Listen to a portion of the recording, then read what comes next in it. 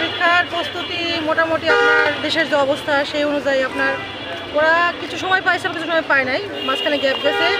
তো সব মিলে আপনার চেষ্টা করছি আমরা বা বাচ্চা প্লাস স্কুলের টিচাররা সবাই মিলে চেষ্টা করতে মানে পিছনের এরিয়াগুলো ইম্প্রুভ করে আসতে পারি।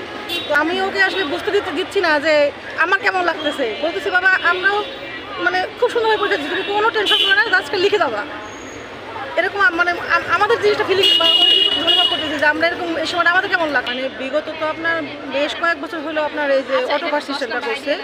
তো গত বছর থেকে আর এই বছর ওরা গত বছর শর্ট সিলেবাস ছিল, এই বছর ওরা ফুল সিলেবাসে পাইছে।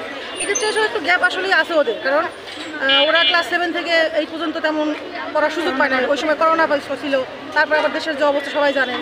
তো এই ক্ষেত্রে আপনার এখন ওদেরকে আমরা এইগুলো করার জন্য আপনার মানে ভালো করার জন্য সবাই চেষ্টা করছি, এখন বাকিটা আল্লাহ। তো এই বছর আসলে মানে আমরা এখন ওইভাবে পাইনি যে আপনার প্রশ্ন ফাঁস হয়েছে কিনা, মানে আমরা আসলে ওইভাবে পাইনি। আমার 10টা থেকে আমরা চেষ্টা করছি যে তোমরা বই পড়ে লেখো। ওদের আসলে আমরা একটা মাত্র ভোট পরীক্ষা দিতে পারছি, একটা পিএইচসি, ওরা জিএসসি অ্যাটেন্ড করতে পারে নাই।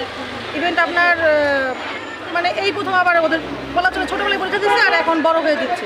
একটু নার্ভাস ফিল কাজ করছে যে আম্মু কী লিখবো বা কী লিখতে পারবো কি না, এরকম কাজ করছে। তো আল্লাহ ভরসা মানে বলছে যে ঠিকঠাক মতো পরীক্ষা দাও, যা মানে পারবা, ইনশাল্লাহ পারবা। হ্যাঁ, মানে আমার ছেলে পুলিশ স্মৃতিতে পড়ে তাওহিদ খান যুবরাজ।